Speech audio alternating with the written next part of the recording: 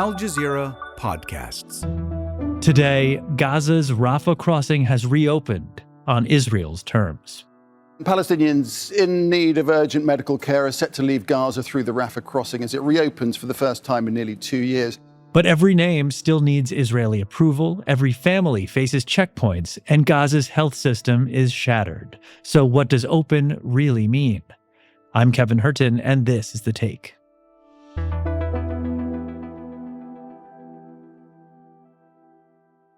Hi. Before we continue with today's show, remember to leave us a comment telling us what you think about this episode and what stories you'd like to see us do next. Or if you're on your favorite podcast app, leave us a review telling us where you're listening from and maybe give us a 5-star rating while you're there. It does help the show. My name's Ali Harb. I am a senior producer for Al Jazeera English, and I am now here at our headquarters in Doha, Qatar. Okay, so Ali, welcome to The Take. On Monday, the Rafah crossing between Gaza and Egypt reopened to allow medical patients to be transferred out of the Strip to receive treatment. This is part of the second phase of the U.S.-backed ceasefire agreement, and thousands of patients have been desperately waiting for this day to come, only to be bitterly disappointed once again. Al Jazeera English digital correspondent Bahram Humaid has been on the ground in Gaza talking to patients. Some of the patients were able to leave on the first day. I felt so happy, even though I had to leave my young children. I wish they could be with me, but I had to leave because of my son's eyesight. I've been waiting for 1.5 years and I'm eager to leave. I'm so happy to be the first in the group, too. So, Ali, try to walk us through the actual process of leaving Gaza. It seems incredibly complicated. Who has to approve them? Who checks them? What are the layers of screening they have to go through before they can move on? It's a multi-layered, extremely complex process. The people who need medical evacuation, they need to first prove that they have a medical case that cannot be treated inside Gaza. So the first layer is the Gaza Health Ministry, and that is the easiest layer. And then it goes to COGAT, the Israeli agency that oversees the affairs of the Palestinian territories, and then the Israeli military, and then it's just layers and layers of security checks, and it's not an expedited process. People literally are waiting. They may have cancer, they may have wounds from the genocidal war, they may have heart complications, all conditions that cannot be treated in Gaza, and they are in a race against time, and they don't know whether their name will come up to leave Gaza and receive medical treatment outside of the territory. Israel is keeping an iron grip on the now reopened Rafah crossing. It says it will allow 50 patients to cross a day, along with 2 family members each, but only those it has already approved. And to highlight how difficult this process is, on the first day of the opening of the crossing, the very partial opening of the crossing, only 5 patients were allowed to leave. And we're talking about 5 out of as many as 22,000 people who need to leave Gaza to save their own lives, to get medical treatment that would prolong their life. They could die while waiting. The ceasefire happened in October, so we're pushing almost 4 months. Shouldn't some of this have been settled ahead of time? Absolutely. I mean, also the ceasefire said that all parties should cease fire, but we're seeing Israel bomb Palestinians on a daily basis. We're seeing Israel shoot at Palestinians on a daily basis. Also, the ceasefire said that adequate medical aid, adequate humanitarian aid, adequate food supplies should enter Gaza. And we're not seeing any of this. So, long story short, Israel is not honoring its commitments under the ceasefire. And the United States, as the guarantor of the ceasefire, is not pressuring Israel to live up to those commitments. Right. Okay. So this is more of a symbolic move than it is a concrete move.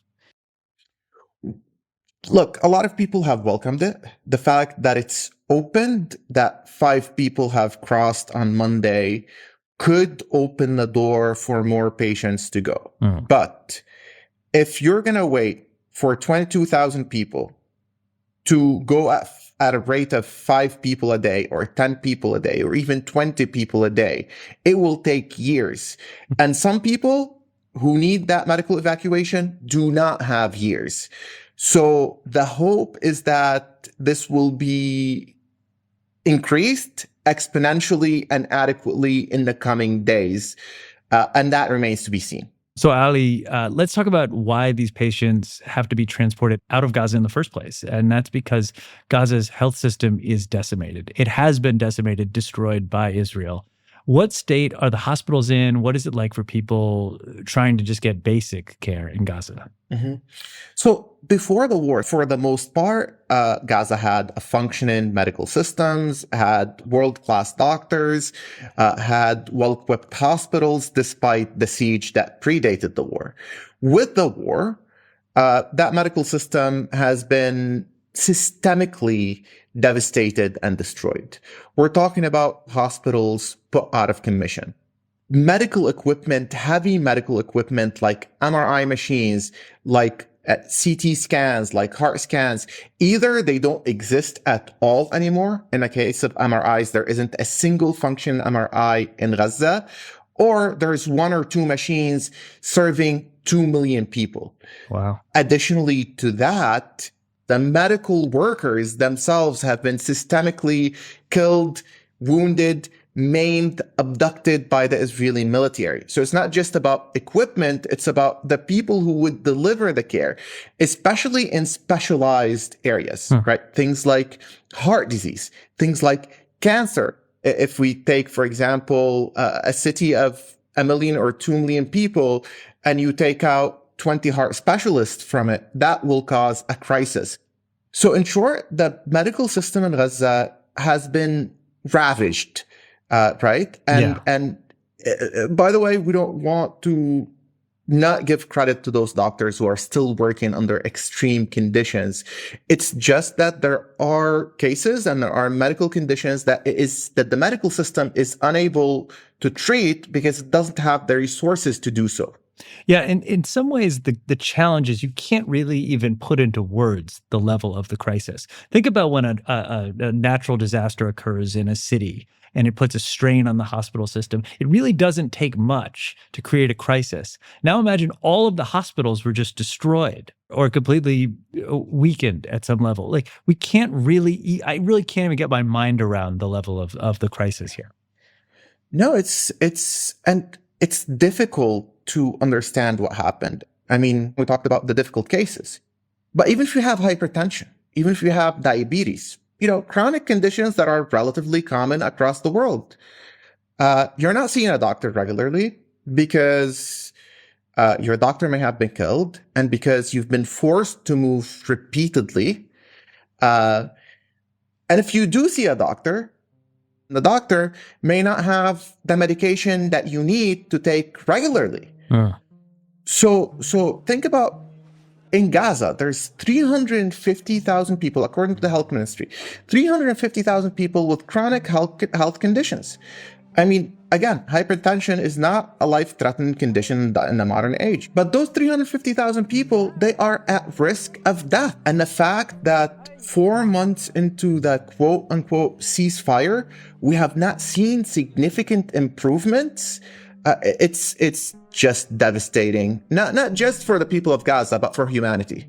It's not just that we haven't seen improvements, because you spoke to the Gaza Health Ministry spokesperson who said that medicine shortages have actually gotten worse since the ceasefire. Help us understand that. Why would things be getting worse after the fighting slowed? It's astounding. It's astounding. And I had to stop him and say, hold on, am I hearing things like, I don't want to misquote you, are you sure? He said, yes, there is a deficit of medication in Gaza at 52%, meaning 52% of patients don't have regular access to medication that they need to take to stay alive. And he said this is the highest deficit that they've ever had throughout the war. Why is that? Because Israel's not allowing in adequate amounts of medication. Moreover, Israel's letting in medication sort of at random. So the health ministry puts out a trap sheet. We need A, B, C. These are the shortages that we have. And they keep getting D, E, F. And they have a lot of the D, E, F medication. So in a way, like, yes, new medication is arriving, but it's adding to a surplus, whereas the medication that's needed is not arriving because Israel is just discarding the need of the Palestinian people in what it allows in and what it doesn't allow in. We've seen attention on medical evacuations through Rafah, but Gaza's health ministry says the core of the issue is actually rebuilding the health system itself.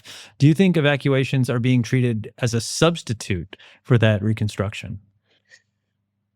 I wouldn't say completely as a substitute. It's a bit more nuanced than that, right?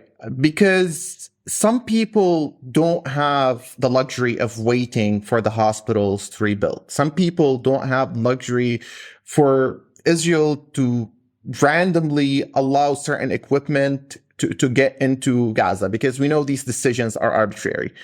So there's a life-saving element to these evacuations. Another thing about these evacuations is that when you have people with severe conditions taken to another health system to receive treatment, that frees up resources within the territory to treat, people with the flu. Yeah. Right? That's a big aspect, yeah.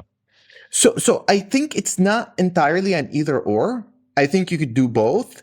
And I think you could bring people out while rebuilding the health system. We'll have more with Ali after the break. So Ali, even before the conflict, the Rafah crossing was under heavy restrictions, but it was still operating, right? In 2022, the UN says there were 133,000 entries and 144,000 exits through the crossing, with goods allowed in about 150 days out of the year, so about half of the year. Can you talk a little bit about how Rafah operated before the war and if the goal is to try to restore that level of traffic at some point? So throughout the siege of Gaza, the crossing has been weaponized.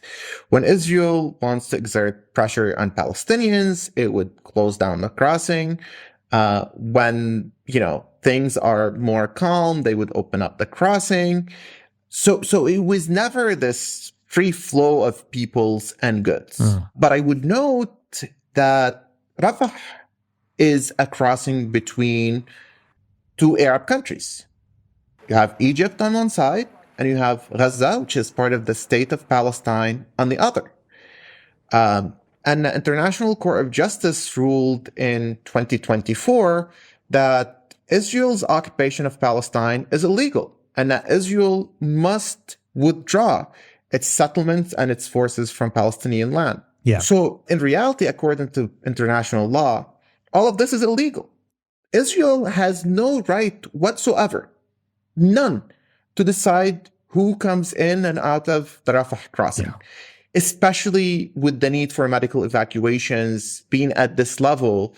It's jarring that the ultimate decider here is Israel for a crossing between two Arab countries. Yeah.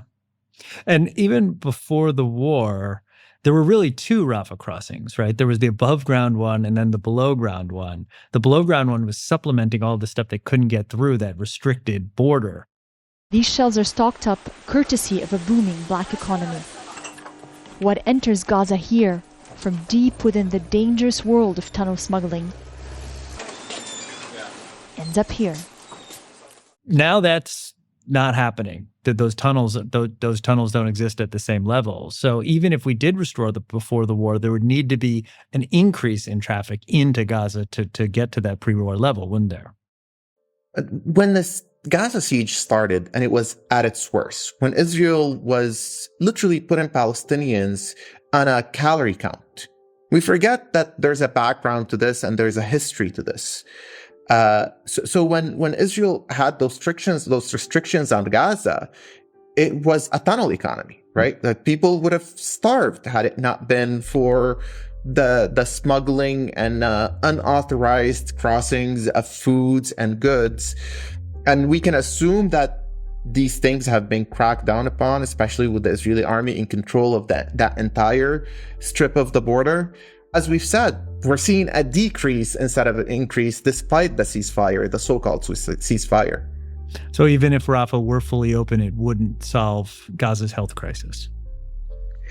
I mean, you need to flood Gaza with medicine, with medical equipment. You need to flood Gaza with doctors and nurses. And I know that there are hundreds of people, medical professionals, who would be waiting to volunteer.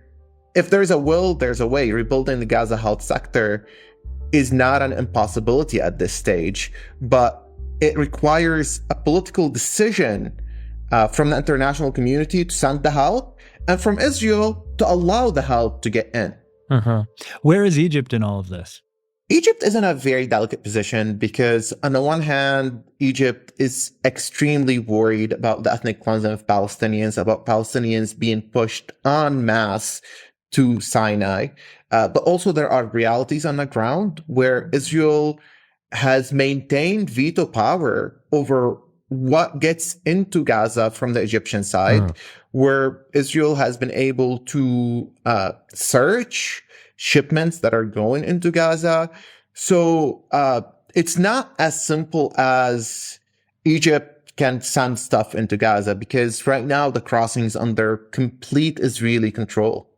Yeah, but on the other end is Egypt. So it is going to become a way station for people coming in and out. And I know there's thousands of Palestinians who are waiting to get back in. And on one level, I wonder if you're surprised that anybody was let in, considering some of the overtly genocidal rhetoric we've seen from some on the Israeli hard right over the past 2 years. I mean, if clearing Gaza was their goal, this would be a setback for them, wouldn't it?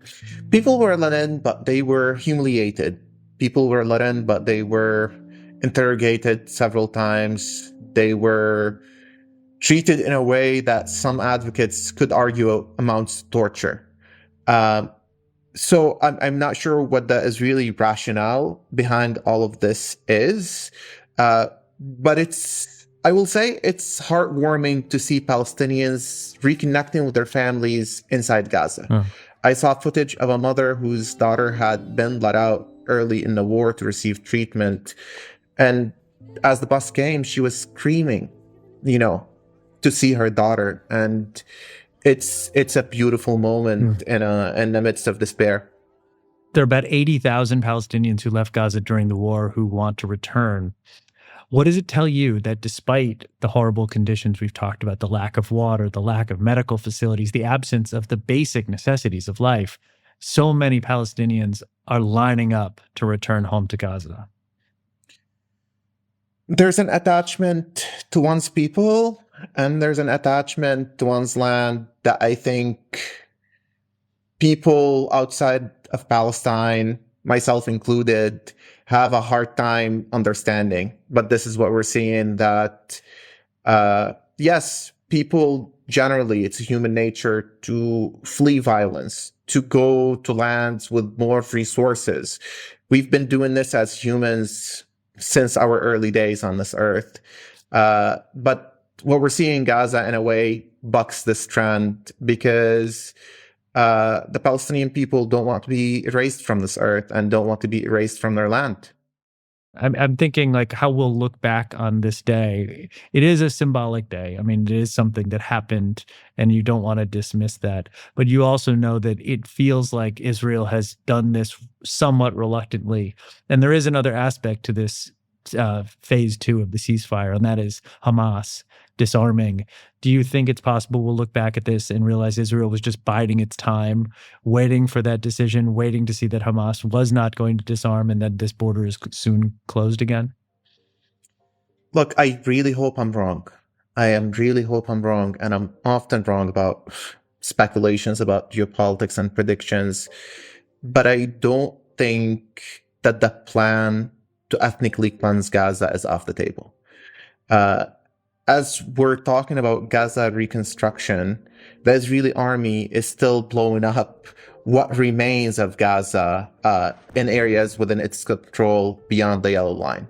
The Israeli army is not allowing temporary shelter. As we talked about, the Israeli army is not allowing medicine, is not allowing elements of life to enter Gaza.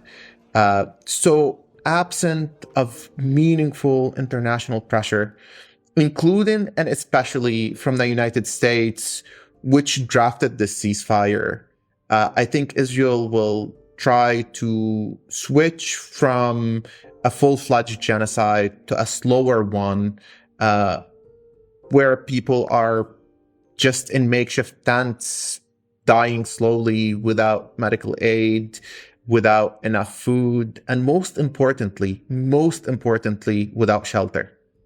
Ali, Harb, thank you so much. Thank you for having me.